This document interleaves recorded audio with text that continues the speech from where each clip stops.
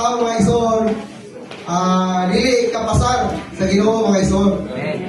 The Lord's humanity is fine and balanced, but our humanity is rough. Karang gahul.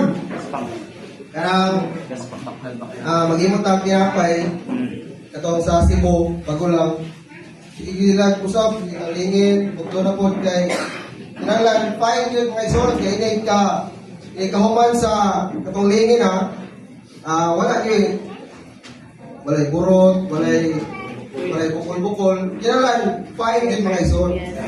Marang diri sa ministry, gipakitaan ta nga ang main ingredients sa meal offering kaning fine flour.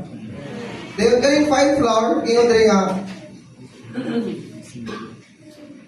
the main element of the meal offering is made of fine flour. Fine flour, therefore, is the main element of the meal offering.